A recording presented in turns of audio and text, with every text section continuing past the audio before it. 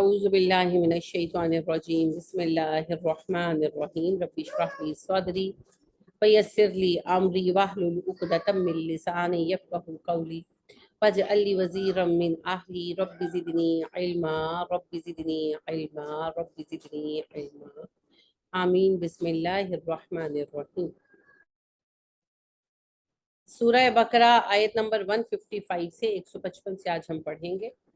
آج آپ کی کلاس تھوڑی لیٹ ہو گئی، میں بیٹھی تو یہیں پر ہوئی تھی، لیکن بہت ضروری کال تھی۔ کوہ سلیمان میں جو ہم نے پروجیکٹ شروع کیے،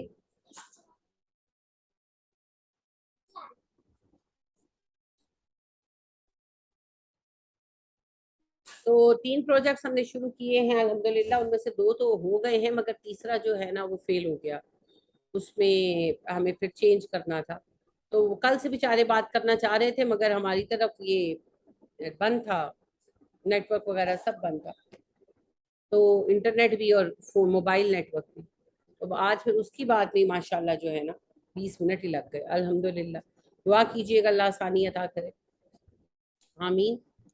سورہ بقرہ آیت نمبر 155 ہے، بڑی اہم آیت ہے اور عقیدے کا بہت بڑا حصہ ہے یہ جی۔ اللہ فرماتے ہیں وَلَنَبْلُوَنَّكُمْ، ضرور ہم تمہیں آزمائیں گے۔ واو حرف ہے، لا حرف ہے، کم ضمیر ہے، اصل لفظ ہے نبلون، نبلو کافی تھا، یہ جو نون مشدد آیا یہ تاکید کے لیے آیا، نبلون لازمن آزمائیں گے، اور بلو لام بھی لام تاکید ہے، ڈبل تاکید ہے، شدت اصرار، لازمن آزمائے جاؤ گے، تم سارے، بشیئن کسی بھی چیز کے ساتھ، بھی حرف ہے، شیئن اصل لفظ ہے، کسی نہ کسی چیز کے ذریعے، من الخوفی خوف سے، من حرف ہے، الخوف اسم ہے، اسم یہ معرفہ ہے، پراپر ناؤن ہے، معرف باللام، الف لام نے سے معرف کر دیا، خوف سے۔ خوف کیا ہوتا ہے؟ خوف ہوتا ہے اندیشہ، کسی چیز کے وقوع پذیر ہو جانے کا ڈر، اسے خوف کہتے ہیں۔ والجوئی، اور بھوک سے، واؤ پھر حرف ہے، الجو اصل جو ہے وہ لفظ ہے، اور بھوک کو کہتے ہیں، بھوک سے مراد فقر، مال کی کمی، وا اور نقص کمی سے، من الاموالی مالوں میں سے، من حرف ہے، الاموال اسم ہے، معرفہ ہے اور یہ جمع ہے، والانفس جانوں سے، پھر واو حرف ہے اور انفس جو ہے یہ اصل لفظ ہے، اور یہ معرفہ بھی ہے اور یہ بھی جمع ہے، والثمرات اور پھلوں سے، واو پھر حرف ہے اور الثمرات جو ہے یہ اسم ہے اور یہ جمع ہے اور یہ معرفہ ہے، معرف باللام ہے، یہ اسے معرفہ کیا الف لام نے۔ آپ کو پتہ ہے نا معرفہ ہونے کی کئی شکلیں ہوتی ہیں، اس میں صفت بھی معرفہ ہوتا ہے، اس میں علم بھی معرفہ ہوتا ہے، اس میں ذات بھی معرفہ ہوتا ہے، تو معرفہ ہونے کی کئی شکلیں، کئی سبب، کئی ریزنز ہیں۔ ایک ریزن ہے معرف باللام ہونا، یعنی الف لام کی وجہ سے معرف ہو جانا۔ الف لام کیا ہے؟ الف لام د ہے، د، جو کام انگلش میں د کرتا ہے وہی کام عربی میں ال کرتا ہے، تو ال لگنے سے کامن ناؤن پراپر ناؤن بن جاتا ہے، نکرہ معرفہ بن جاتا ہے، تو ایسے نام کو، ایسے اسم کو جو الف لام لگنے کی وجہ سے معرفہ ہو اسے معرف باللام کہتے ہیں، کہ اسے الف لام نے معرف کر دیا۔ تو یہ سارے اسم معرف باللام ہیں۔ وَلَنَبْلُوَنَّكُمْ بِشَيْءٍ مِّنَ الْخَوْفِ وَالْجُوعِ وَنَقْصٍ مِّنَ الْأَمْوَالِ وَالْأَنفُسِ وَالثَّمَرَاتِ، ہم ضرور تمہیں آزمائیں گے کسی نہ کسی ایک چیز کے ذریعے، خواہ وہ خوف ہو یا بھوک ہو یا وہ نقصان ہو، مالوں کا، جانوں کا اور پھلوں کا۔ بلا کا لفظ آپ نے پہلے پڑھا، وَإِذِ ابْتَلَىٰ إِبْرَاهِيمَ، جب آزمایا ابراہیم کو، ربہ اس کے رب نے، تو اِذِ ابتلا، ابتلا اسی سے تھا، بلا اس سے بھی پہلے آپ نے بنی اسرائیل کے موضوع میں پڑھا، 5ویں، 6، 7ویں رکوع میں، وَفِي ذَلِكَ بَلَاءٌ مِّن رَبِّكُمْ عَظِيمٌ، اس میں تمہارے رب کی طرف سے بلائے عظیم تھی۔ ہمارے یہاں تو بلا کا لفظ اردو میں استعمال ہوتا ہے جن بھوت کے معنی میں، عربی میں نہیں ہوتا. عربی میں بلا کہتے ہیں آزمائش کو، پریشانی کو، جسے ہمارے یہاں عام طور پر مصیبت کہتے ہیں. کسی آزمائش، کسی بھی پریشانی کے بلا کا لفظ استعمال ہوتا ہے. ابتلا کا لفظ اردو میں بھی انہی معنوں میں استعمال ہوتا ہے. مبتلا وہ بندہ جو آزمایا جا رہا ہو. تو اسی سے یہ ہے نبلونہ کا لفظ، ہم تمہیں آزمائیں گے. تو پہلی بات یہ ہے کہ دنیا میں آئے ہی ٹیسٹ کے لیے ہیں، امتحان ضرور ہوگا. کوئی بھی شخص اگر یہ سمجھتا ہے کہ دنیا کی زندگی ٹیسٹ کے بغیر گزر سکتی ہے تو وہ بے وقوف ہے. سب سے ہمارے سامنے بڑی مثال نبی کریم صلی اللہ علیہ وسلم کی حیات مبارکہ ہے، جسے اللہ نے خود اسوہ حسنہ قرار دیا. لقد کان لکم فی رسول اللہ اسوۃ حسنہ، رول ماڈل ہے نبی کریم صلی اللہ علیہ وسلم کی زندگی. تو آپ کی زندگی میں آپ دیکھیں، آپ صلی اللہ علیہ وسلم کی پیدائش سے پہلے آپ کے ابا فوت ہو گئے، پیدا ہوئے یتیم تھے. 6 سال ماں کا ساتھ ملا، 6 سال کے تھے والدہ فوت ہو گئی. دادا نے زیر سرپرستی لیا، 2 سال کے تھے گزرے تھے مزید، یعنی 8 سال کے تھے دادا فوت ہو گئے. پھر چچا نے پالا، خیال بھی رکھا، لیکن چچا غریب آدمی تھے. ابو طالب جو تھے ان کی اپنی فیملی بہت بڑی تھی، کعبے کی بھی ذمہ داری تھی. تو اگرچہ ان کی ٹریڈ اچھی تھی لیکن وہ امیر نہیں تھے. جو تھے نا عباس رضی اللہ تعالیٰ عنہ، وہ امیر تھے. ابو لہب جو تھا وہ امیر تھا آپ کے چچاؤں میں. ابو طالب امیر نہیں تھے. تو نبی کریم صلی اللہ علیہ وسلم بکریاں چراتے تھے اپنے کزنز کے ساتھ، خود بھی بکریاں چراتے تھے آدھا اوقیہ چاندی پر. مہینے میں جس فیملی کی بکریاں چراتے تھے وہ مہینے کے اینڈ پر آدھا اوقیہ چاندی دیتے تھے، اس سے گزارا ہوتا تھا بس.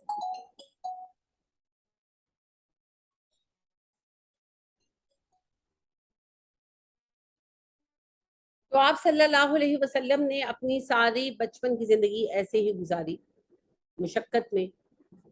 پھر جب بڑے ہوئے تو سامنے یہ بہت بڑا چیلنج تھا کہ اپنی زندگی کیسے شروع کریں، کاروبار کیسے کریں. پھر سائب بن ابی سائب کے ساتھ آپ صلی اللہ علیہ وسلم نے پارٹنرشپ پر کام شروع کیا. مال حضرت سائب کا تھا، اس بعد میں مسلمان ہو گئے تھے سائب. تو ان کا مال ہوتا تھا، نبی اکرم صلی اللہ علیہ وسلم لے کر جاتے تھے، تو کمیشن ملتا تھا آپ صلی اللہ علیہ وسلم کو.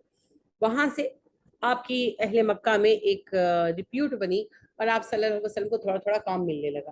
پھر حضرت خدیجہ والا واقعہ پیش آیا، حضرت خدیجہ کے ساتھ شادی ہو گئی اور آپ صلی اللہ علیہ وسلم سیٹل ہو گئے. اللہ نے مال بھی دیا حضرت خدیجہ کے ذریعے، اولادیں بھی دیں، زندگی سیٹ ہوئی. مگر ساتھ پھر دل کی بے قراری بڑھ گئی. آپ صلی اللہ علیہ وسلم کو یہ چیز بہت تنگ کرنے لگی کہ معاشرہ جدھر جا رہا ہے، جو کچھ ہو رہا ہے اس کو روکنا ہے. اور کیسے روکنا ہے، کیا کرنا ہے، انسان کیوں پیدا کیا گیا، مقاصد کیا ہیں، دین ابراہیمی کی اصل تعلیمات کیا ہیں. یہ سب سوچ اتنی آپ پر غالب آنے لگی کہ آپ اپنے گھر سے بچوں تک سے بیزار ہو کر گویا ہرا میں چلے جاتے اور غور و فکر کرتے رہتے. اس تکلیف میں رہے یہاں تک کہ پھر آپ صلی اللہ علیہ وسلم پر پہلی وحی آئی اور ساری زندگی آپ کی بدل گئی. آپ صلی اللہ علیہ وسلم کا جب آپ صلی اللہ علیہ وسلم نے اعلان نبوت کیا، آپ کے اپنے آپ کے دشمن ہو گئے، کاروبار آپ کا بند ہو گیا، اور گھر میں بھی گھر کی طرف سے سکون تھا مگر ویسے زندگی تلخ ہو گئی. پھر آپ کو پتا ہے مکہ کی زندگی کے جو مصائب رہے، جو مسلمان ہو رہے تھے ان پر جو مظالم تھے، آپ کی اپنی جان کو خطرہ تھا. شابی ابی طالب کے جو 3 سال گزرے، طائف کا واقعہ جو پیش آیا، اور کتنے ہی اس کے اندر چھوٹے چھوٹے واقعات ہیں جو آپ دیکھتے ہیں کہ مسلسل تکالیف رہی. پھر اللہ نے احسان فرمایا اور مدینہ کی طرف ہجرت کی اجازت ہوئی. ہجرت کر کے مدینہ آئے، محبت ملی، ساتھی ملے، لیکن ساتھ غربت بھی تھی، بے وطنی بھی تھی، اور جنگوں کا علیحدہ ایک جو ہے سلسلہ شروع ہو گیا، ایک کے بعد ایک جنگ، ایک کے بعد ایک جنگ. 10 سال میں آپ صلی اللہ علیہ وسلم کو چھوٹی بڑی 22 جنگیں لڑنی پڑی. آخر میں 8 ہجری میں جب مکہ فتح ہوا اور آپ صلی اللہ علیہ وسلم سارے عرب کے حاکم ہو گئے، تو اس سے پہلے 8 ہجری میں مکہ فتح ہوا اور 9 ہجری میں پورا عرب آپ کے زیر اثر آ چکا تھا، آپ کو حاکم اور نبی مان چکا تھا. مگر 7 ہجری میں نبی کریم صلی اللہ علیہ وسلم کو زہر دے دیا گیا اور آپ صلی اللہ علیہ وسلم اس کے بعد تھرو آؤٹ بھی مار رہے. تو دیکھ لیں آزمائش رہی، ایک نہ ایک شکل میں آزمائش رہی. اپنوں کی ناراضگی، ظلم و ستم، فزیکل ٹارچر، جنگیں، بیماری، کوئی نہ کوئی شکل رہی. حالانکہ آپ سے پیارا اللہ کا کون ہو سکتا ہے؟ کوئی بھی نہیں. لیکن جب آپ صلی اللہ علیہ وسلم کی پوری زندگی جد و جہد سے عبارت رہی، اور زندگی جس کو ہم کہتے ہیں نا ہم سیٹ ہو جائیں، تو سیٹ ہم کبھی نہیں ہو سکتے. ایک مسئلہ حل ہوگا کوئی دوسرا شروع ہو جائے گا، وہ حل ہوگا کوئی تیسرا شروع ہو جائے گا. کیونکہ دنیا سیٹ ہونے کے لیے نہیں ہے، دنیا اپنا پیپر دینے کے لیے. सेट होने के लिए जन्नत है, सेट इंशाल्लाह जन्नत में होंगे, जन्नत में हर चीज परफेक्ट होगी, दुनिया में परफेक्शन किसी चीज में आ ही नहीं सकती। तो मसाइल का पैदा होते रहना ये जिंदगी की शर्त है, क्योंकि दुनिया में आए ही पेपर के लिए हैं।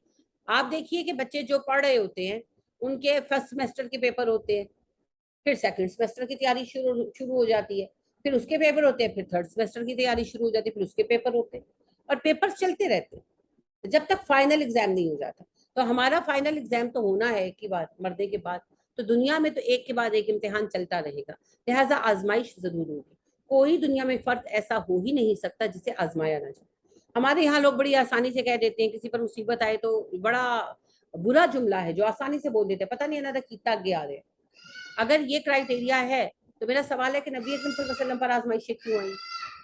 और सिर्फ एक आप ही नहीं, आप देखिए अय्यूब अलैहिस्सलाम 18 साल बीमार रहे, 18 साल बीमार रहे।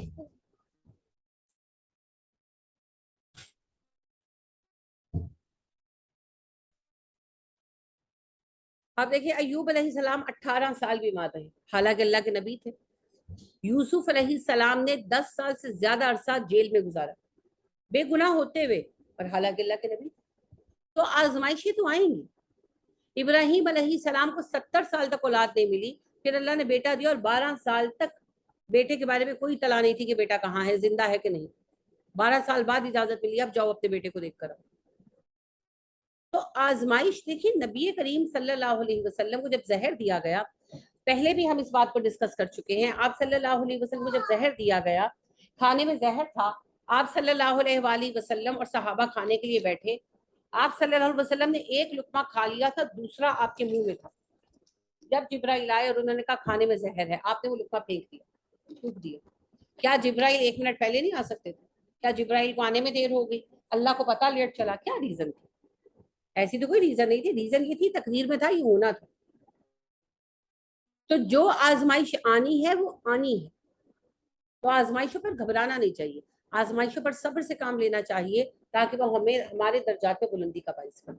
और दूसरी अहम बात यह कि दिलों को गमजदा भी ना करें। हम ये बहुत सोचते हैं, जब तकलीफ आती है तो कहते हैं फलाना इंजना करता था, इंजना होता, किसी का एक्सीडेंट हो जाए तो हम इसी तरह की बातें करते हैं, यूं ना होता तो यूं हो जाता, यूं। आप आले इमरान में पढ़ेंगे, अल्लाह ने कहा ए ईमान वालों, काफिरों जैसी बातें मत किया करो, कि जब उनका कोई साथी सफर पर जाए या मर जाए या जंग में मारा जाए, तो वो कहते हैं अगर हमारे साथ होता तो मारा ना जाता, तो उनसे कहो अपनी मौत रोक कर दिखाएं। तो वही बात है कि कोई भी हादसा जिंदगी में हो, हम ऐसे बहुत सारे फतवे जारी करते हैं, मेरी बात मान लेती तो यूं ना होता। नहीं, ये गलत फहमी है हमारी, जो होना है वो होना है। इसी तरह हम दूसरों को ये भी कहते थे हम समझ नहीं आई, तेरे सामने बैठ के तेन धोखा दे गया वगैरह। आप देखें नबी करीम सल्लल्लाहु अलैहि वसल्लम इंतहाई वाइज इंसान थे, बहुत समझदार थे, और सुबह से शाम तक 20 लोगों से मिलना पड़ता था। और एक औरत आई, उसने आपको खाने पर इनवाइट किया और उसने पूरी साजिश तैयार की हुई थी, आपको बिल्कुल महसूस नहीं हुआ कि वो साजिश कर रही है ना। जब अल्लाह का हुक्म होता है काम हो जाता है, आजमाइश आनी होती है आ जाती है, और जब अल्लाह का हुक्म नहीं होता तो नहीं आती आजमाइश। लिहाजा मदीना में ही बनी कुरैजा वालों ने नबी करीम सल्लल्लाहु अलैहि वसल्लम के कत्ल का इरादा किया, और आप सल्लल्लाहु अलैहि वसल्लम उनसे एक मसले पर डिस्कशन करने आए थे, मीटिंग थी। तो उन्होंने पूरा प्लान किया कि नबी करीम सल्लल्लाहु अलैहि वसल्लम को यहाँ बिठाएंगे, और छत के ऊपर चक्की पड़ी हुई थी, हवा चक्की, तो वो फेंक देंगे तो ये उसके मर जाएंगे, और हम कहेंगे हादसा। तो बंदा भी उन्होंने छुपाया हुआ था। तो जब नबी अकरम सल्लल्लाहु अलैहि वसल्लम गेट पर पहुंचे कले के, और आप एंटर हुए तो जिब्राइल आ गए, और उन्होंने कहा नहीं आप नहीं बैठेंगे, नहीं बात करेंगे, इन्होंने आपके कत्ल की ये साजिश तैयार कर रखी है, और फलां बंदा छुपाया हुआ छत पर। आप सल्लल्लाहु अलैहि वसल्लम गेट से एंटर हुए थे, आप वापस निकल गए, वापस निकल गए। फिर उनको कहा तुम लोगों का ये प्लान था, फिर जंग हुई, और ये बनी कुरैजा वालों को मदीना से जो निकाला गया, सब कुछ हुआ, कत्ल हुए थे खैर बनी कुरैजा। मकसद कहने का ये है, तब अल्लाह को मंजूर नहीं था ना, नहीं हो सका कुछ। आपके घर के बाहर तलवारें लेकर खड़े थे, अल्लाह ने आपको सलामती से निकाल दिया, क्योंकि आप सल्लल्लाहु अलैहि वसल्लम का वहां शहीद होना मुकद्दर नहीं था। जहर आपको एक नवाला जो आपने खाया उसी का असर रहा, और उसी से फिर आप शहीद हुए। तो आप सल्लल्लाहु अलैहि वसल्लम के लिए ये तकलीफ मुकद्दर में थी। तो असल बात यह है कि जो होना है वो प्लान है, ये कोई हादसात पेश नहीं आ रहे हमारे इर्द गिर्द, یہ اللہ سبحانہ و تعالیٰ کے حکم سے سب کچھ ہو رہا ہے. تو یہ غم بھی نہ کیا کرے, یوں نہ کرتے تو نہ ہوتا, وہ نہ کرتے نہ ہوتا, اس کی بات نہ مانتا تو نہ ہوتا. اپنی طرف سے کوشش پوری کرے, لیکن جب کوئی نقصان ہو جائے یا کوئی آزمائش آ جائے تو پھر حوصلہ رکھے.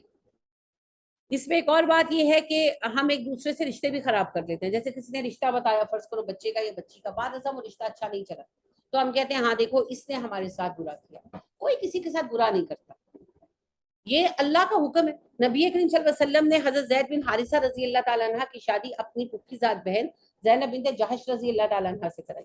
نہیں بنی دونوں کی, پھر فائنلی طلاق ہو گئی, اور نبی اکرم صلی اللہ علیہ وسلم کا نکاح ہوا پھر حضرت زینب بنت جہش کے ساتھ, جو ہماری ماں ہے, ام المومنین ہے ماشاءاللہ. اب کون غلط تھا؟ کوئی بھی غلط نہیں تھا, بس نہیں نپتی بعض اوقات, اچھے لوگوں میں بھی نہیں نپتی. تو ہم اکثر جب فیلئر کا شکار ہوتے ہیں تو ہم چاہتے ہیں کہ فیلئر کا ذمہ کسی اور پہ ڈالیں. ابھی ہم آ رہے تھے, آج میں لینے گئی تھی بچوں کو, ہم آ رہے تھے تو رستے میں انہوں نے کہا ہمیں چیز دے دو. سبھی نے کہا, چیز دے دی میں نے. تو عائشہ کا فون آیا میری بہو کا, تو کہنے لگی کیوں لے کر دیا آپ نے نا, میرا کا گلا خراب تھا. میں نے کہا کوئی ٹھنڈی چیز نہیں لے کر دی, جوس وغیرہ نہیں لے کر دیا, کہا تھا تو میں نے لے دیا. تو میں نے بتایا, میں نے کہا دیکھو تمہاری ماما ناراض ہو گئی. تو ساتھ ہی میری جو بڑی پوتی دونوں لا کے دی, میں نے تو نہیں کہا تھا, کس نے کہا تھا چیز لے کرتے. میں نے کہا آپ بلیم گیم نہیں کھیلیں, کچھ نہیں ہوتا. ماما کو میں نے کہہ دیا. یہ بچوں کا جو رویہ ہے یہ دراصل ہم سب کا رویہ ہے. جب کوئی کام خراب ہوتا ہے تو سب ایک دوسرے کے اوپر الزام ڈالنا شروع کر دیتے ہیں. اصل بات یہ ہے, نبی کریم صلی اللہ علیہ وسلم کے پاس جبرائیل علیہ السلام آئے, حدیث جبریل. انہوں نے پوچھا اللہ کے نبی صلی اللہ علیہ وسلم ایمان کیا ہے؟ آپ نے کہا اللہ پر ایمان لانا, فرشتوں پر ایمان لانا, کتابوں پر ایمان لانا, رسولوں پر ایمان لانا, آخرت پر ایمان لانا, اور اچھی اور بری تقدیر پر ایمان لانا. چھٹا پارٹ. تو ایمان بالتقدیر بھی, ایمان بالقدر بھی ایمان کا حصہ ہے. اور اللہ کہتے بھی ہیں, اے نبی صلی اللہ علیہ وسلم, آپ پڑھیں گے انشاءاللہ سورہ اعراف میں, اللہ کہتے ہیں نبی صلی اللہ علیہ وسلم کوئی اچھی بات آتی ہے تو یہ کہتے ہیں اللہ کی طرف سے آئی, کوئی مصیبت آتی ہے تو کہتے ہیں محمد تمہاری وجہ سے آئی صلی اللہ علیہ وسلم. تو ان سے کہو اچھا ہو یا برا اللہ کی طرف سے آتا ہے. تو فیصلے اللہ پاک کے ہیں, لہٰذا آزمائش ہونا شرط ہے, آزمائش سے دنیا میں کوئی پاک نہیں ہو سکتا.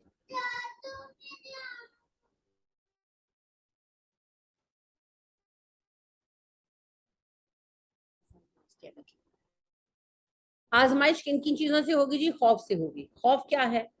خوف اندیشے کا بھی نام ہے. جیسے آپ کو کوئی پریشانی ہو, کوئی بیمار ہے آپ کا, اور آپ کو یہ ڈر ہے اللہ نہ کرے بچے ہیں اور ان کو ان کے والد بیمار ہے, ڈر ہے کہ مر دی نہ جائے, اور بچے بھی چھوٹے ہیں, میٹرک میں ہے, ایف اے میں ہے, تو کس قدر دل پر خوف آئے گا نا. یا کوئی ینگ عورت ہے, اس کا شوہر بیمار ہو گیا, اس کو یہ خوف ہے کہ مر دی نہ جائے. اسی طرح رشتوں کے اندر خرابی کا خوف ہوتا ہے. پھر امن کا بھی خوف ہے. جیسے آج کل ہم لوگ ایک خوف کا شکار ہے نا, کہ سیاسی حالات کدھر جائیں گے, کیا بنے گا, ملک ترقی کرے گا کہ ٹوٹ ہی نہ جائے, یہ سارے ڈر ہیں نا, یہ بھی تو خوف ہے.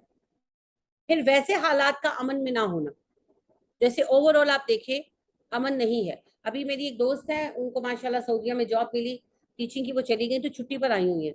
تو وہ مجھ سے بات کرنے لگی, کہتی ہے وہاں پر ان کو جونیئر سیکشن ملا, کلاس 2-3. تو کہتی ہے وہ جونیئر کلاس کی بچیاں جو ہے نا, انہوں نے گولڈ پہنا ہوا ہے, چوڑیاں, کانٹے, چینز. تو میں نے کہا کہ ان کے پاس ہے, کہتی نہیں, اس کے علاوہ ایک بات ہے نا کہ سیفٹی بہت ہے, سیفٹی بہت ہے. واقعی صحیح بات ہے. اس کی بات سے میں نے اگری کیا, کیونکہ جیسے ہم لوگوں کے پاس کوئی گولڈ کی چیز ہے بھی تو ہم لوگوں نے اس کو سنبھال کے رکھا, ہم پہنتے نہیں, ہم آرٹیفیشل پہنتے, سیفٹی نہیں, یہ بھی تو خوف ہے.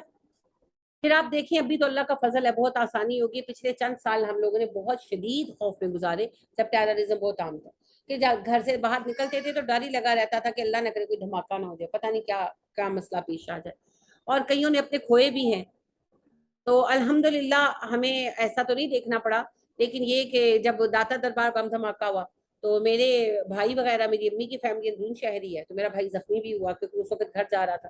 لیکن الحمدللہ کوئی بڑا نقصان نہیں ہوا, اللہ کا احسان ہے. لیکن ایک خوف تو تھا نا, ہر وقت ایک دماغ پر بات مسلط تھی. پھر جب یہ آئی پی ایس اسکول کا حادثہ ہوا تو اس کے بعد تو ایک عرصہ تک دل میں پریشانی رہی. بچے اسکول جاتے تھے تو دعائیں پڑھ کے بھیجتے تھے, اور ان کے آنے تک ٹینشن نہیں رہتی تھی, آتے تھے تو شکر کرتے تھے کہ خیر سے آ. یہ خوف ہے.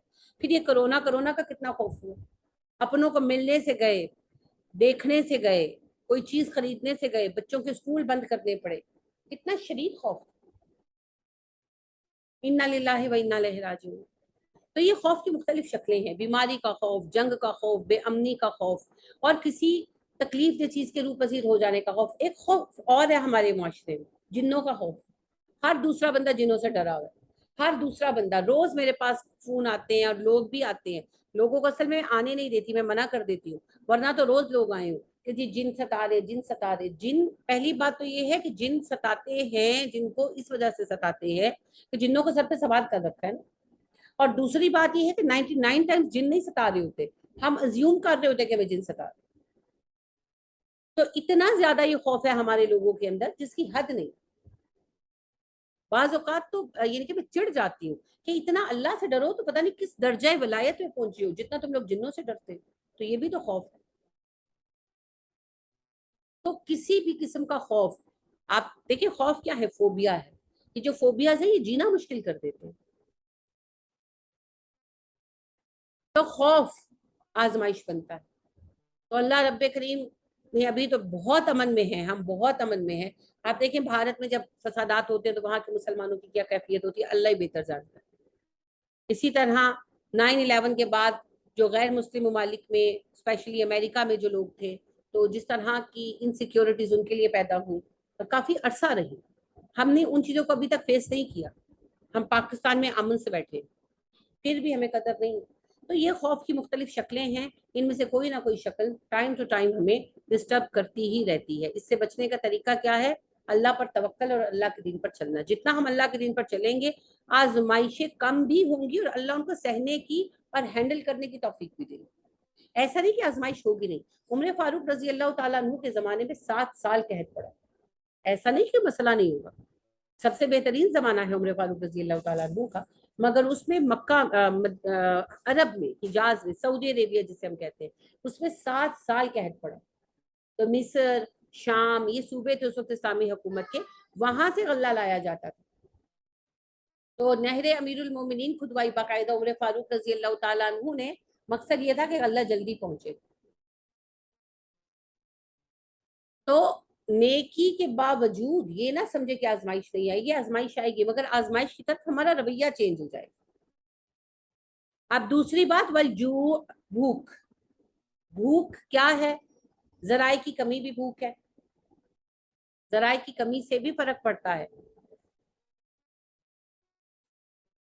لہٰذا آپ دیکھیں پاکستان ایک زرعی ملک ہے, ماشاءاللہ پھل ہمارے پاس بہت ہیں, اناج ہمارے پاس بہت ہے, اس کے باوجود ٹماٹر خیر سے پھر 400 روپے کلو ہو گئے.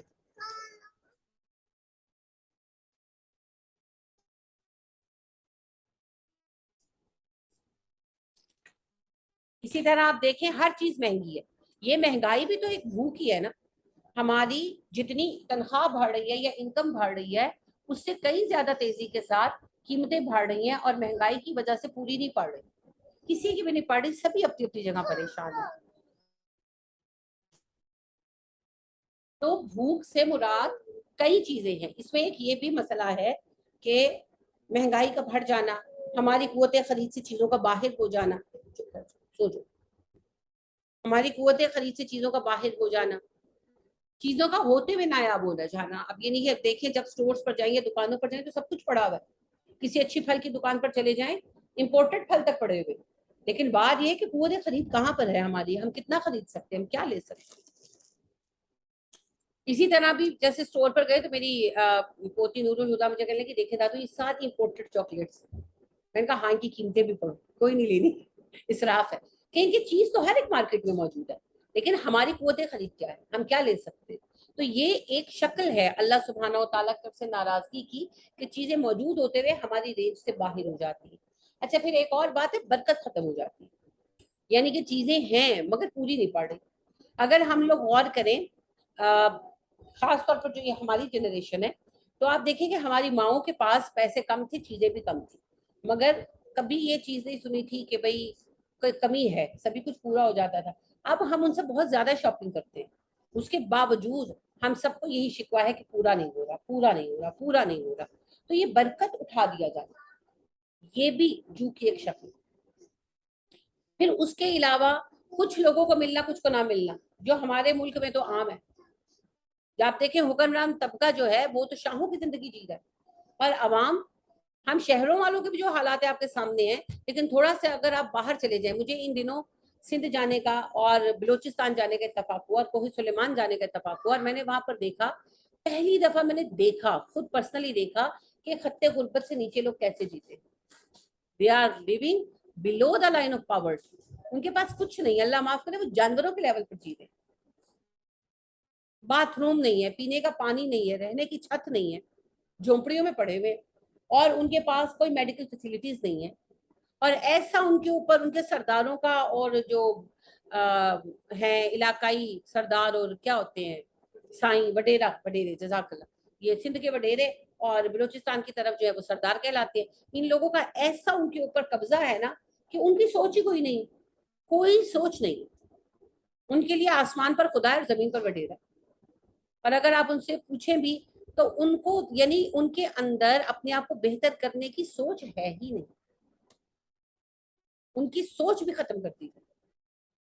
तो हैरत होती है कि 2022 में हम लोग इस लेवल पर अपने कौम के एक हिस्से को रखकर बैठे हुए। 2022 में लोग इस हाल में बैठे हैं कि उनके पास बाथरूम भी नहीं है, उनको सर दर्द जैसी मामूली बीमारी की दवाएं भी अवेलेबल नहीं है, दांत दर्द में या हाथों पैरों की मामूली इन्फेक्शन जो सीजनल हो जाती है, उनके पास उनकी भी दवाइयां नहीं है। हैरत होती है, अच्छा ये हालात भी हैं। और जेन्युइनली बच्चे जो हैं, खासतौर पर सिंध में बच्चे जो हैं, वो अपने कद काठ में छोटे रह गए। खुराक की कमी,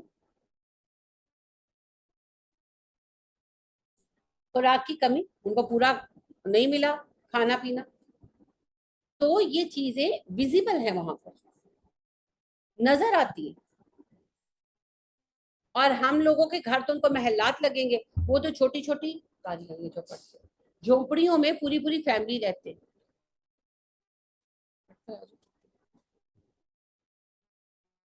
और वही बात है कि इंसान हैरान होता है कि कैसे रहते हैं ये इतनी छोटी झोपड़ी में, 8 लोगों की फैमिली, 10 लोगों की। और सिंध में, मैं फिर कहूंगी, सिंध में ये चीज मैंने ज्यादा देखी है कि सिंध में तो बच्चे उन्होंने पैदा किए हुए ऐसे जैसे जानवरों के बच्चे हैं। इन्ना लिल्लाहि व इन्ना इलैहि राजिऊन। मैं संजीदगी से आपको कह रही हूँ, जैसे बिल्ली के 8-10 बच्चे हैं तो बस ऐसे फिर रहे हैं। तो उनके ऊपर नीचे के छोटे छोटे बच्चे हैं नंगे, और वो बस ऐसे फिर रहे हैं, मिट्टी में खेल रहे हैं। जो बच्चे 8-10 साल से बड़े हैं उन्होंने वो पहने हुए हैं जांगी वगैरह, जो उससे छोटे हैं वो तो नंगे फिर रहे हैं, क्या लड़के हैं तो क्या लड़के फिर रहे हैं। और वो मिट्टी में लोट पोट हो रहे हैं। और अल्लाह माफ करे, वही बात है, जैसे बिल्ली 8-10 बच्चे देती है तो वो फिरते रहते हैं ना, बस उसी तरह फिर रहे हैं। कोई उनके अंदर कार्य, कोई उनके अंदर फहम नहीं है इसी बात की कि चलो बच्चों को नहला धुला दे, उनके बाल सवार दे। नहीं, मिट्टियों में मिट्टी है वो बच्चे। उनका क्या लेवल होना है आईक्यू? क्या वो बच्चे हमारी कौम का मुस्तकबिल नहीं है? तो ऐसी कौम कहाँ पहुंच पाएगी? ये भी जू की एक शक्ल है ये, कि चंद लोगों के हाथों में जराए महदूद हो जाएं और बाकी जो लोग हैं वो महरूम हो जाए। यहाँ पर वही आलम है। आप देखें बिजली का बिल, ये जू की एक बहुत बड़ी शक्ल है कि चीज जो जरूरत की है उसकी रेंज इतनी बढ़ जाए कि इंसान मजबूर हो जाए कि कैसे इस्तेमाल करे। अभी आप देखें बिजली के बिल से सभी परेशान है, हम लोग भी, हमारी काम वालियां भी, और वो जिनके पास हमारे में ये काम करते हैं वो लोग भी परेशान, क्योंकि जिसका भी बिजली का बिल है उसी हिसाब से डबल हो गया। और हर कोई परेशान है कि बिजली के बिल भरे कि घर चलाए। ये भी जू की एक शक्ल। असल चीज है चीजों के अंदर अल्लाह की बरकत। जब वो बरकत उठ जाती है ना तो फिर चीजें पूरी नहीं हो पाती, फिर हंगर की मुख्तलिफ टाइप्स आती हैं, फिर मुख्तलिफ शक्लें आती हैं। और एक और भूख की किस्म है, वो है हवस, हिडन हंगर, जो हमारे अमीर तबके में, खास तौर पर हमारे पॉलिटिकल लीडर्स में है। अभी आपने खुद देखा, आप सभी ने देखा होगा, क्योंकि वायरल हुई थी वीडियो, जब जो है आर्मी के जवानों ने वो तोड़े हैं सिंध की तरफ सियासतदान और बडेरों के गोडाउन्स, तो वहां से जो इमदाद में आया हुआ माल था वो निकला, स्टैंप हुआ 104 से। इन्ना लिल्लाहि व इन्ना इलैहि राजिऊन। यानी एक का तो मैंने पूरा देखा कि वो जो वडेरा था और वो एमपीए भी था, उसका जो है शुगर फैक्ट्री थी, तो शुगर फैक्ट्री का गोडाउन तोड़ा गया, तो वहां से 1600 टेंट निकले اور ساتھ پوری لسٹ تھی کتنی چیزیں، اور وہ دکھا رہے تھے نوٹ فور سیل، اور وہ آئی ہوئی تھی امدادی سامان میں. مجھے سمجھ نہیں آتی، آلریڈی اللہ کے بندے تمہاری شوگر مل ہے اور ایک سے زیادہ ہی ہوں گی، اور تم ایم پی اے ہو، وڈیرے تم ہو، ہر طرف سے پیسے ہی پیسے. اب اس سامان کو بھی رکھ کر کیا کرنا؟ یہ کیا ہے؟ یہ ہڈن ہنگر ہے نا. دیکھیں ایک تو قدرتی بات ہے، میرے پاس ایک چیز نہیں ہے تو میں نے دیکھی تو میں نے لے لی. جب میرے پاس چیزیں ہیں ضرورت سے زیادہ، خود سوچے آلریڈی وہ خاندانی وڈیرا ہے، پھر وہ ایم پی اے بھی ہے، پھر اس کی شوگر فیکٹری بھی ہے، اس کے پاس کتنا پیسہ ہوگا؟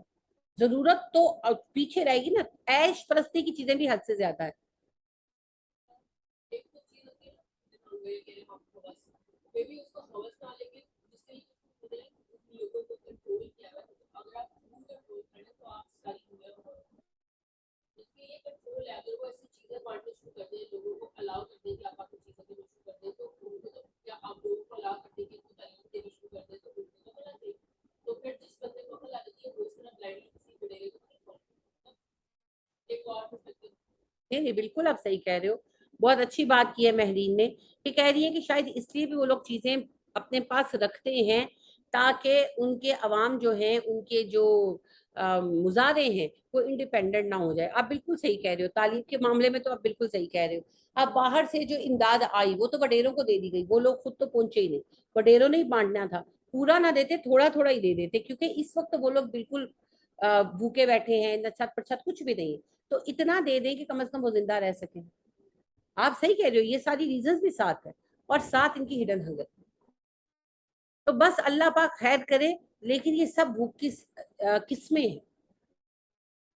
اور یعنی میں بڈھی ہو گئی ہوں، یہی چیز دیکھتے دیکھتے پاکستان میں سیلاب آیا امداد آئی، پاکستان میں زلزلہ آیا امداد آئی، پاکستان میں فلاں مسئلہ آیا امداد آئی.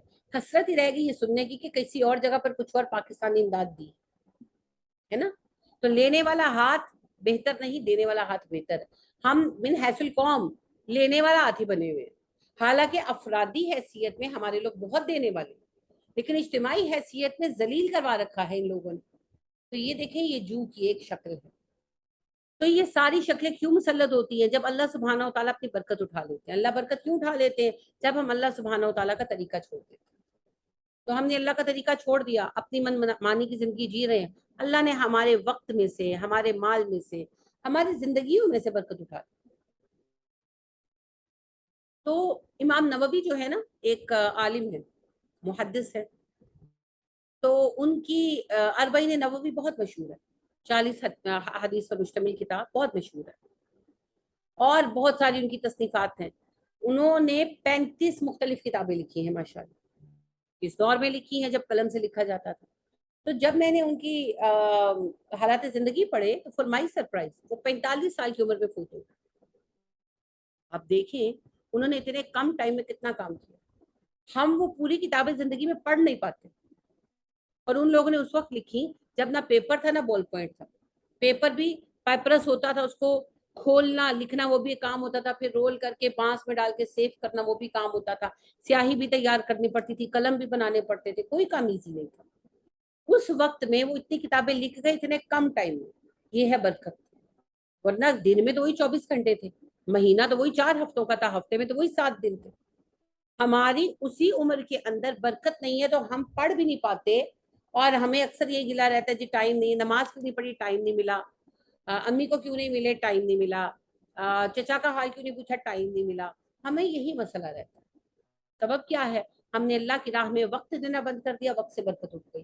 مال دینا بند کر دیا، مال سے برکت اٹھ گئی. تو جب تک اللہ کی راہ پر نہیں چلیں گے یہ جو ہم پر مسلط رہے گا. ابھی آپ سبھی کو پتا ہے معیشت جو ہے ہماری بہت ڈاؤن فال کا شکار ہے. اور صرف ہماری اکانومی نہیں، انٹرنیشنلی اکانومی جو ہے وہ ڈاؤن فال کا شکار ہے. ہماری زیادہ ہے، ہمارے پیسے کی قیمت بہت گر گئی ہے. ہم لوگوں نے افراط زر کا طریقہ ہمارے حکمرانوں نے اپنایا، نوٹ چھاپتے گئے، پیسہ پیچھے تھا نہیں. ہمارا پیسہ کس قدر بھی ویلیو ہو چکا ہے آپ کو پتا ہے اچھی طرح. یہ سارے اس کی ریزنز ہیں، مگر ان سب کے پیچھے اصل ریزن کیا ہے؟ اصل ریزن ہے اللہ سبحانہ و تعالیٰ نے فرما دیا. آپ بقرہ کے یعنی پہلے پارے میں آپ بقرہ میں یہ بات پڑھ آئے ہیں، بنی اسرائیل کو اللہ نے کہا افتؤمنون ببعض الکتاب وتکفرون ببعض. فما جزاء من يفعل ذلك منكم الا خزي في الحیاۃ الدنیا ویوم القیامۃ یردون الی اشد العذاب.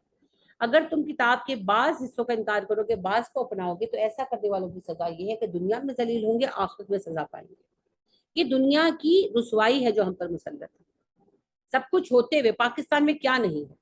یعنی آپ دیکھیں جب پھل آتا ہے گرمیوں کا، خاص طور پر گرمیوں کا خربوزہ اور آم، تو آپ نہر سے گزرتے تو مہک رہا ہوتا ہے رستہ. اتنا پھل ہے ہمارا، اتنا پھل ہے جس کی حد نہیں. آپ دیکھیں ہمارا حلال گوشت کتنا ہے اور کتنا اچھا ہے. ڈیری پروڈکٹس کتنی اچھی ہماری ہو سکتی ہیں. ہمارے ملک کے اندر پانی فراوان ہے. ہمارے پاس جیڈ کے ذخائر دنیا کے اے لیول کا جیڈ ہمارے پاس ہے. ہمارے جو ساری یہ کوہ سلیمان کی پٹی ہے، اس میں اولیو آئل کی کاشت کے تجربات بہت کامیاب رہے ہیں، اور نمبر 1 اے لیول کا جو زیتون ہے وہ اگایا جا سکتا ہے. اسپین کا آپ کو پتا سب سے بڑا ایکسپورٹ جو ہے وہ اولیو ہے، اور یہ نمبر 2 اولیو ہے ان کا، سیکنڈ نمبر پر. اس کے باوجود وہ اسی پر سروائیول ہے ان کا سارا. ہمارا تو جو اگایا گیا، کیونکہ بہت زرخیز مٹی ہے اور بہت اچھی مٹی ہے، تو جو اگایا گیا، میں حکومت کی رپورٹ پڑھ رہی تھی، تو جو آئل ایکسٹریکٹ ہوا تو ہمارا وائٹ اولیو ہے، یعنی کہ اے نمبر کوالٹی ہے، جو بہت مہنگا بکتا ہے. اور سعودی گورنمنٹ کی تو یہ پالیسی ہے کہ نمبر اے جو ان کا اولیو ہے وہ باہر نہیں بھیجتے، وہ صرف اپنے ملک کے لوگوں کو دیتے.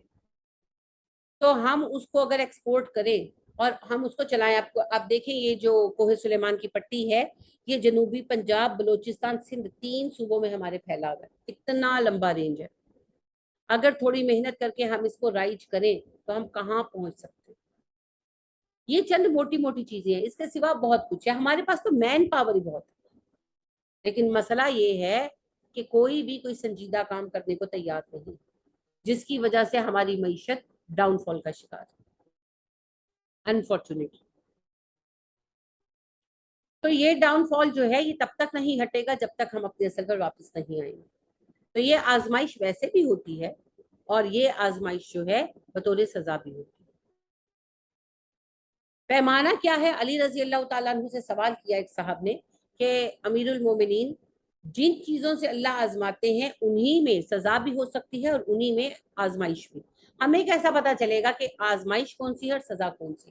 علی رضی اللہ تعالیٰ عنہ نے کہا جو آزمائش تمہیں اللہ کے قریب کر دے وہ اللہ کی طرف سے امتحان ہے، اور جس مصیبت میں تم اللہ کو بھول جاؤ وہ سزا.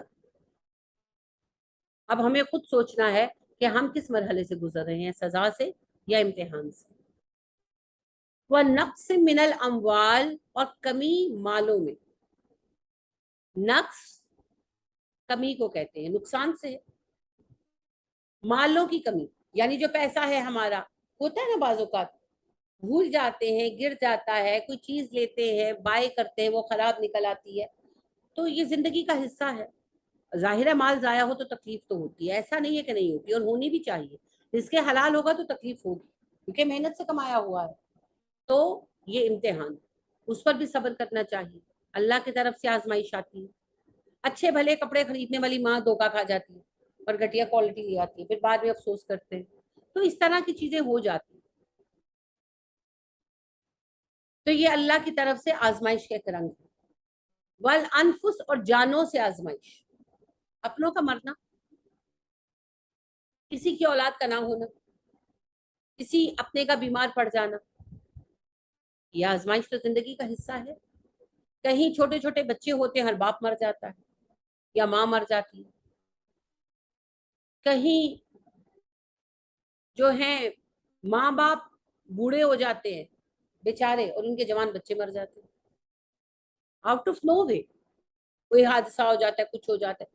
ابھی میں نے آپ کو بتایا پچھلے دنوں، جس سے میں بہت اپسیٹ بھی ہوئی، کہ میرے میاں کے پاس ورکر تھا 19 سال کا بچہ، اور سڈن ایکسیڈنٹ میں وہ مر گئے، اور اس کی ماں بیچاری روئی جائے روئی جائے، پریشان تھی بیچاری. تو کہے میں نے پتا ہوں میں اپنا منڈا کامتی نہ بھیج دی باجی. میں نے کہا کہ بہن اگر پتا ہو تو کوئی بھی اپنوں کو مر دینا تھا. اور یعنی کہ توقع ہی نہیں تھی. مجھے خود بہت دیر تک یہ ٹراما فیل ہوا جب میں نے اس بچے کو دیکھا ایکسیڈنٹ کے بعد بھی، تو وہ پورے سینسز میں تھا اینڈ ہی واز اسمائلنگ. تو مجھے تھا کہ بچ جائے گا، ٹھیک ہے، آپریشن ہوگا، پیسے لگیں گے، بچ جائے گا. لیکن گھنٹے کے اندر اندر ہدایت،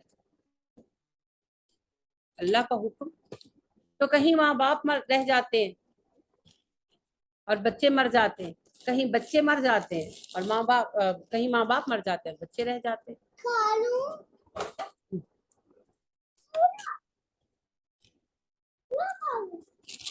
لہٰذا آپ دیکھیے کئی ایسے لوگ ہیں،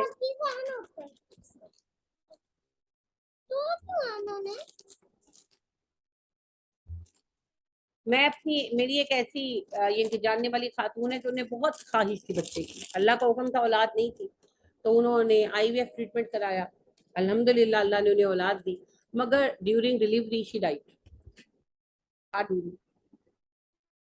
بس رنگ ہے اس کی۔ تو اتنی اس کے میاں بہت محبت تھی میاں بیوی میں، تو وہ بہت بیچارے جو ہیں اپسیٹ، وہ بہت یعنی کہ روتے تھے کہ مجھے تو ٹھیک ہے، مجھے تو صبر آ گیا تھا، میری بیوی کو شوق تھا، اللہ نے ایسا بچہ دیا کہ ماں ہی چلی گئی۔ اب آپ سمجھ سکتے ہیں کہ چھوٹے بچے کو پالنا کرنا، اور ویسے بھی اس طرح کی چیزیں ایک دم ہلا دیتی ہے نا بندے، ایک دم ہلا دیتی۔ تو یہ امتحان ہے، یہ آتے ہیں زندگی میں۔ نبی کریم صلی اللہ علیہ وآلہ وسلم کے پیدا ہونے سے پہلے ابا فوت ہو گئے، امتحان تھا۔ آپ صلی اللہ علیہ وآلہ وسلم بدر کی فتح جس وقت حاصل کر کے مدینہ آئے ہیں، آپ کی بیٹی فوت ہو گئی۔ آپ کی بڑی بچی رقیہ رضی اللہ تعالیٰ عنہ بیمار تھی، اور نبی اکرم صلی اللہ علیہ وسلم عثمان رضی اللہ تعالیٰ عنہ کو چھوڑ گئے تھے ان کے پیچھے۔ تو جس وقت نبی اکرم صلی اللہ علیہ وسلم انٹر ہوئے، بلکہ پہلے آپ نے بھیج دیا تھا زید بن حارثہ کو، لشکر ظاہر اپنی پیس کے ساتھ چلتا ہے، سلو چلتا ہے، پیدل تھے زیادہ تر لوگ، تو حضرت زید بن حارثہ کو بھیجا اونٹنی پر اپنی کہ آپ جائیں اور بتائیں لوگوں میں، اناؤنس کر دیں کہ مسلمان جیت گئے ہیں۔ تو خیر سے زید بن حارثہ آئے اور اناؤنس کیا، تو اسامہ بن زید رضی اللہ تعالیٰ عنہ کہتے ہیں کہ ہم لوگ حضرت رقیہ کو دفن کر کے ان کی قبر پر مٹی ڈال رہے تھے، جب ہم نے اللہ اکبر کی آوازیں سنی، تو جب ہم متوجہ ہوئے تو دیکھا دور سے کہ اونٹنی پر کوئی بندہ سوار ہے اور وہ رک رک کر کچھ کہہ رہا ہے، تو وہ جہاں یعنی کہ وہ جب بات کہتا ہے تو لوگ اللہ اکبر کے نعرے خوشی سے بلند کرتے ہیں، تو جب وہ قریب آئے تو میرے ابا تھے اور وہ کہہ رہے تھے کہ بدر میں مسلمان کامیاب ہو گئے۔ اور ظاہر ہے اس کے کوئی گھنٹہ بعد، 1.5 گھنٹہ بعد نبی صلی اللہ علیہ وسلم مدینہ پہنچ گئے ہوں گے۔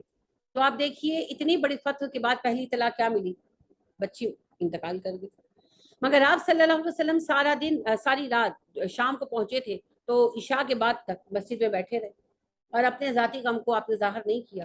لوگ کہتے ہیں، انس بیان کرتے ہیں، زید بیان کرتے ہیں، اسامہ بن زید بیان کرتے ہیں، اور اکثر صحابہ، کہ وہ کہتے ہیں نبی اکرم صلی اللہ علیہ وسلم کا چہرہ 14ویں کے چاند کی طرح چمک رہا تھا، اتنے خوش تھے، اور لوگ آ رہے تھے، مبارکبادیں دے رہے تھے، اور آپ نے کسی کو نہیں کہا کہ بھائی صبر کرو، میری بیٹی مر گئی، مجھے رونے تو دو، نہیں، آپ لوگوں میں بیٹھے رہے۔ جب سب لوگ اٹھ کر چلے گئے، رات ہو گئی، عشاء کے بعد سب چلے گئے، تو آپ صلی اللہ علیہ وسلم آئے رقیہ کی قبر پر اور فاتحہ ماں پڑھی، یعنی روایتی فاتحہ تو آپ نہیں پڑھتے تھے، آپ صلی اللہ علیہ وسلم نے دعا کی اور پھر بیٹھے کچھ دیر روتے رہے، پھر اٹھ کر گھر آ گئے کہ یہ سب کچھ چلے گا، زندگی ہے نا، ہر ہر غم سہنا پڑے گا، ہر غم سہنا پڑے گا، لیکن کام نہیں رکے گا۔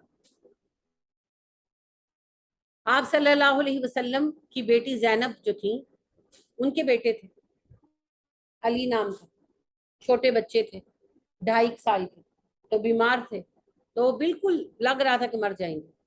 تو نبی اکرم صلی اللہ علیہ وسلم سے ملنے ایک وفد آیا ہوا تھا، میٹنگ میں تھے، بیٹھے ہوئے تھے، تو انس آئے، انہوں نے کہا کہ زینب بلا رہی ہے، ان کے بیٹے کی حالت خراب ہے، آپ نے کہا زینب سے کوئی صبر کرے۔ دوبارہ آئے، آپ نے کہا زینب سے کوئی صبر کرے۔ پھر تیسری بار آئے، کہنے لگے کہ بس بچہ اب مرا کہ تب مرا، آپ تھوڑی دیر آ جاؤ۔ تو آپ صلی اللہ علیہ وسلم نے پھر ان سے کہا کہ اچھا میں بھی آتا ہوں۔ پھر گھر کے اندر گئے تو بچہ آخری سانسیں لے رہا تھا، تو نس کہتے ہیں آپ نے گود میں اٹھایا اور ماتھا چوما، اور آپ کی آنکھوں سے آنسو ٹپکنے لگے، اور آپ نے کہا کہ شعر پڑھا ہے جس کا معنی ہے کہ میرا دل غمزدہ ہے، میری آنکھیں آنسو بہا رہی ہیں، پر زبان سے میں وہی کہوں گا جس سے میرا رب راضی ہے، انا للہ و انا الیہ راجعون۔ آپ کے ہاتھوں میں بچے نے دم توڑ دیا۔ آپ صلی اللہ علیہ وسلم نے اسے بیڈ پر لٹایا اور گھر والوں کو نہلانے کا حکم دیا، صحابہ کو قبر کھودنے کا حکم دیا، خود واپس وہاں میٹنگ میں آ گئے، وہ وفد کے ساتھ جو بات چل رہی تھی وہاں واپس آ گئے۔ آپ سے زیادہ کون بچوں سے پیار کرنے والا تھا، آپ تو بہت پیار کرتے تھے۔ اصل بات کیا ہے؟ اصل بات یہ ہے کہ آپ صلی اللہ علیہ وآلہ وسلم یہ جانتے تھے کہ ان سارے کاموں کے باوجود، ان سارے غموں کے باوجود کام نہیں رک سکتے۔ تو یہی بات ہے आजमाइशें साथ साथ चलेंगी, काम नहीं रुकेगा। वक्त समारात, और फलों से, फल से मुराद फसलें। देखे ना, जिस बंदे के बागात है या जिसके खेत हैं, उसके लिए तो फसल सब कुछ है। अब फसल बह गई तो वो बेचारा तो कंगाल हो गया ना एक दफा, तो फसलों का नुकसान हो जाता है। कभी टिड्डी दल आ जाते हैं, अभी देखे खड़ी फसलों पर सैलाब आया, सारी फसलें बहा कर ले गए, लोग बेचारे खाली हाथ रह गए। कभी अल्लाह रहम फरमाए आग लग जाती है, कुछ हो जाता है, तो नुकसान होता है।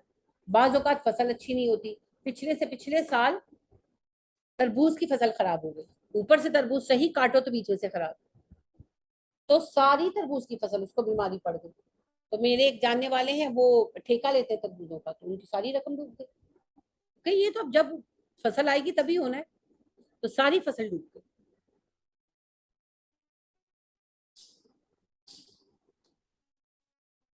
तो ये इम्तिहान आएंगे, इनका कोई हल नहीं है। क्यों हल नहीं है? क्योंकि ये हादसे नहीं है, ये तो प्लान है अल्लाह। वबश्शिर साबिरीन, अलबत्ता खुशखबरी है सब्र करने वालों के। आजमाइशें आएंगी, सब पर आएंगी। अब आजमाइशों में कामयाब कौन होंगे? जो सब्र करेंगे, क्योंकि आजमाइश के अपना टेन्योर पूरा करके ही जाना। जैसे वायरल इन्फेक्शन आ जाता है ना, तो डॉक्टर कहते हैं कोई दवाई ना खाओ, बुखार चढ़े तो पैनाडोल ले लो, कुछ मत लो। क्यों? इससे अपना टेन्योर पूरा करके ही जाना, राइट? उसी तरह आजमाइश के अपना टाइम पूरा करके जाना। हर चीज का वक्त मुकर्रर है। दुआ करें, कोशिश भी करें, मगर दिल ना छोड़ें, मायूस ना हो और शिकवे ना करें, सब्र करें। और सब्र होता है आगाज में, ये नहीं कि पहले रो धो लिया, मातम कर लिया, फिर बाद में सब्र किया। नबी करीम सल्लल्लाहु अलैहि वसल्लम गए, कब्रिस्तान से गुजरे, जन्नतुल बकी से, तो एक खातून कब्र पर बैठी रो रही थी जोर जोर से। तो आप सल्लल्लाहु अलैहि वसल्लम ने कहा कि सब्र करें। तो वो आपको पहचानती नहीं थी, कहने लगी कि जो मुझ पर मुसीबत पड़ी है तुम पर पड़ी होती फिर पूछती सब्र कैसे होता है। आप चुप करके घर चले गए। लोगों ने कहा मोहतरमा पता भी है ये कौन थे? कहने लगी नहीं। उन्होंने कहा ये तो नबी अकरम सल्लल्लाहु अलैहि वसल्लम थे। अब वो घबराई, भागी, आपके पीछे घर पहुंची, कहने लगी अल्लाह के नबी सल्लल्लाहु अलैहि वसल्लम मैंने अब सब्र किया। आपने फरमाया इन सब्र मिन सदमतिल ऊला, सब्र सदमे के आगाज में होता है। तो सदमे के आगाज में सब्र नहीं किया तो बाद में आप देखें ना, कोई मर जाए तो शुरू में चीख लो, रो लो, फिर जब जनाजा उठ जाता है ना, उस वक्त सबसे ज्यादा लोग टेंट्रम क्रिएट करते हैं। उसके बाद तो अपनी हिम्मत खत्म हो जाती है, रोने की कितनी कैपेसिटी है इंसान। फिर इंसान थक हार जाता है, सर दुखने शुरू हो जाते, फिर सो जाते हैं, फिर उठते हैं, फिर नॉर्मल होते हैं, फिर कहते हैं हमने सब्र किया। ये सब्र नहीं है, सब्र है जब आपका अजीज मिला तब सब्र। ठीक है, तो सब्र इसका नाम है। और सब्र के बारे में मैं फिर अर्ज कर दूं, सब्र जबर का नाम नहीं है कि मजबूर होकर बैठे हुए हैं कि भाई अब कुछ कर नहीं सकते तो गुजारा करना है, नहीं, ये जबर है। सब्र ये है कि ताकत है, सलाहियत है, लेकिन अल्लाह सुब्हाना व तआला की रजा के लिए चुप कर गए, इसका नाम सब्र है। आप देखिए अल्लाह कह रहे मुसीबत, सब्र करने वाले कौन है? अल्लज़ीना इज़ा असाबतहुम मुसीबतुन, ये वो लोग हैं जिन्हें मुसीबत जब पहुंचती है, कालू कहते हैं इन्ना लिल्लाहि व इन्ना इलैहि राजिऊन, बेशक हम अल्लाह की मलकियत है और हम अल्लाह ही की तरफ लौटने वाले हैं। यानी देखिए, जब मुसीबत पहुंचती है, इज़ा असाबतहुम मुसीबतुन, वो इंतजार नहीं करते 4 दिन, पिट लेते हैं फिर उसके बाद, नहीं नहीं, जैसे ही मुसीबत उनको टच करती है वो पढ़ते हैं इन्ना लिल्लाहि व इन्ना इलैहि राजिऊन, फौरन सब्र। कोई बात नहीं, मुसीबत आई तो क्या हुआ, नबियों पर आई है। यानी आप देखिए, दुनिया का सबसे बड़ा गम मेरे नजदीक औलाद की मौत है, इससे बड़ा कोई गम नहीं है। मगर हमारे नबी सल्लल्लाहु अलैहि वसल्लम ने ये गम जिंदगी में 7 बार फेस किया। आपके 8 बच्चों में से 7 आपकी जिंदगी में मरे, आप अपने हाथों से दफन किए। हम क्या कह सकते हैं? हमारे मुंह में तो जुबान ही नहीं होनी चाहिए शिकरों के लिए, जितनी नेमतें हमें मिली हुई। उलाइका अलैहिम सलावातुम मिर रब्बिहिम, यही वो लोग हैं जिन पर इनायतें हैं उनके रब की, व रहमतुन, और रहमत है। यही वो लोग हैं जिन पर उनके रब की रहमतें भी हैं और इनायतें भी हैं। यानी जो लोग सब्र कर लेंगे, अल्लाह उनको रहमतों से नवाजेगा, अल्लाह सुब्हानहू व तआला उन पर बरकतें उतारेगा। तो अल्लाह की रहमतें और बरकतें हासिल करने का तरीका है सब्र।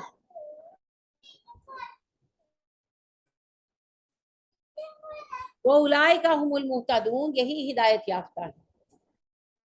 देख लिया मैंने, यही हिदायत याफ्ता है कि अल्लाह करीम इन्हें हिदायत पर भी रखेंगे। अल्लाह सुब्हाना व तआला इन्हें हिदायत पर भी रखेंगे। हिदायत का तरीका फिर क्या हुआ, मुसीबत आने पर सब्र किया। तो मुसीबत सिर्फ मौत ही की नहीं होती, देखिए रिश्ते आजमाइश बन जाते हैं। कोई एक है वो आपको समझ ही नहीं रहा, नॉर्मली घरों में हो जाता है, सास बहू में हो जाता है, बहनों बहनों में हो जाता है, देवरानी जिठानी में हो जाता है, सम टाइम मियाँ बीवी में हो जाता है। एक सही काम बीवी कर रही है और शोहर उसी को लेकर नाराज हुए जा रहा है, उसने अना का मसला बना लिया, या शोहर कोई सही काम कर रहा है, बीवी नाराज हो रही है उसको लेकर, औलाद कोई काम सही कर रही है और माँ बाप नहीं समझ पा रहे, या माँ बाप किसी बात पर औलाद को सही बात से रोक रहे हैं और बच्चा जो है वो नाराज हुए जा रहा है। तो ये रिश्ते सबसे बड़ी आजमाइश रिश्ते होते हैं, क्योंकि इनके लिए आप कोई 2 + 2 = 4 का फॉर्मूला नहीं ना बना सकते, ये तो अखलाकी मामला। तो इनमें फिर सब्र से काम लेना, मौका देना, वक्त देना और अल्लाह पर भरोसा करना। इसकी मिसाल मैं आपको दूंगी याकूब अलैहिस्सलाम की। याकूब अलैहिस्सलाम के बेटे, और एक नहीं दो नहीं 10 बेटे और जवान बच्चे, जाकर अपने एक भाई को कुएं में फेंक कर आ गए, अब्बा को आकर कहने लगे भेड़िया खा गया। अब अब्बा ने फौरन ही पकड़ लिया, अब्बा ने कहा अच्छा भेड़िया यूसुफ को खा गया, कमीज साबित छोड़ गया पीछे, तुम लोग झूठ बोल रहे। अब बच्चे चुप, बच्चों ने बहस की, गुस्सा किया, चुप हो गए याकूब अलैहिस्सलाम।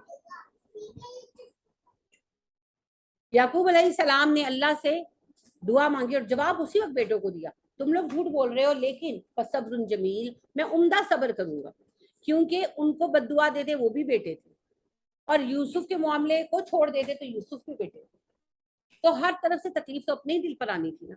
तो बस अल्लाह से सब्र के साथ मांगते रहे, अल्लाह मेरे सारे बेटे ही लौटा दे। तो यूसुफ भी वापस आए और उन बेटों ने भी माफी मांग ली, यूसुफ अलैहिस्सलाम से भी मांग ली, अब्बा से भी मांग ली, तो मामला बराबर हो गया। तो फिर इस तरह रिश्तों में तो ये वुसअत दिखानी पड़ती है, और सबसे बड़ी आजमाइश रिश्ते होते हैं जी। मैं अक्सर सोचती थी कि अल्लाह सुब्हानहू तआला ने रिश्ते निभाने पर बहुत बड़े बड़े वो लिखे हैं ना, इनामात रखे हैं, सजाएं भी बहुत बड़ी बड़ी रखी हैं, तो मैं हैरान होती थी कि इतनी छोटी बात पर इतनी बड़ी सजा, या इतनी छोटी बात पर इतना बड़ा इनाम। तो असल में ये बातें जो है ना, ये हर वक्त की आजमाइश, सबसे सख्त आजमाइश रिश्ते।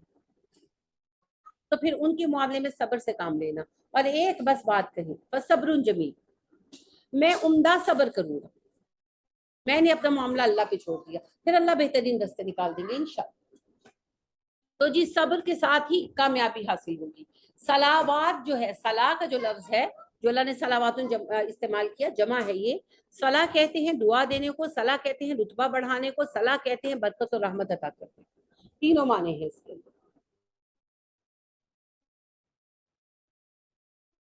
दुआ देना, दर्जे बढ़ाना और बरकत और रहमत देना, तो यहाँ सारे ही माने हैं। अल्लाह दर्जे बढ़ा देते हैं, अब यूसुफ अलैहिस्सलाम ने सब्र किया ना, तो अल्लाह ने फिर कैसा दर्जा बढ़ाया, फिर भाई भी मान गए, जिनको गुस्सा था वो भी मान गए, हाँ यूसुफ अल्लाह ने तुम्हें हम पर फौकियत दी है, हमसे गलती होगी, हमने मिसअंडरस्टैंड किया।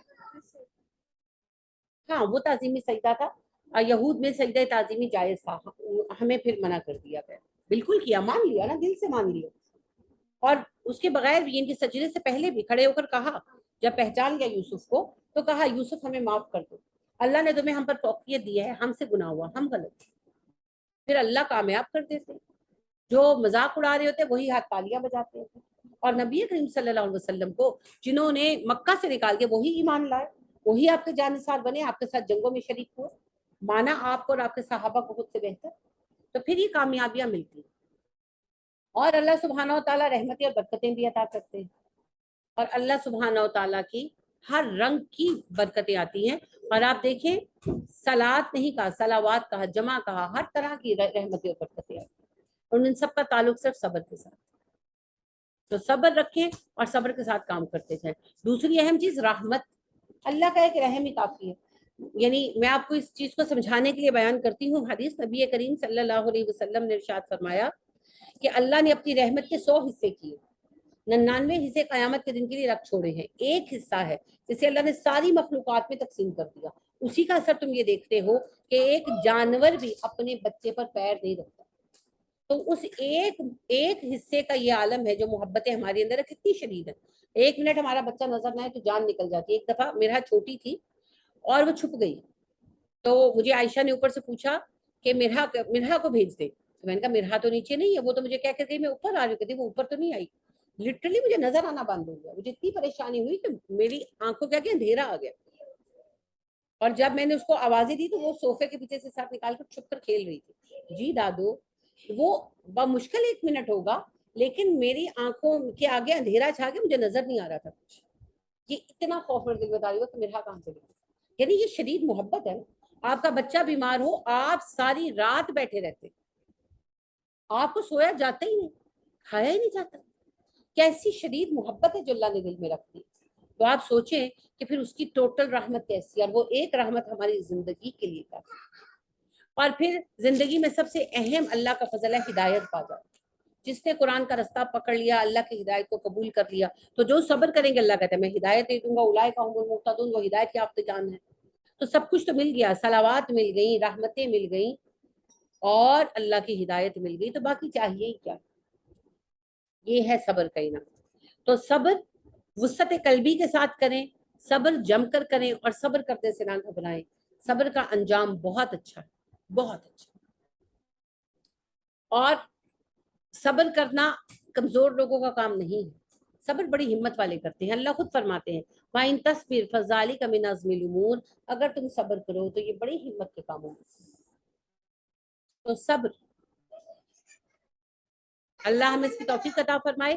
دعا مانگنی چاہیے, اللہم ارزقنی صبرا, اللہ مجھے صبر عطا کرے. اللہم اجعلنا مع الصابرین, اللہ مجھے صبر کرنے والوں میں شامل کریں. تو انشاءاللہ پھر سب سے بڑی خوشخبری تو صبر والوں کے لیے کیا ہے, ان اللہ مع الصابرین, اللہ صبر کرنے والوں کے ساتھ. تو جو صبر کرتے ہیں اللہ ان کے ساتھ کھڑا ہے. تو جس کے ساتھ اللہ ہے پلڑا اسی کا بھاری ہے. اللہ رب کریم ہمیں توفیق عطا فرمائے, آمین. سبحانک اللہم و بحمدک ونشہد ان لا الہ الا انت ونستغفرک ونتوب الیک. السلام علیکم ورحمۃ اللہ وبرکاتہ.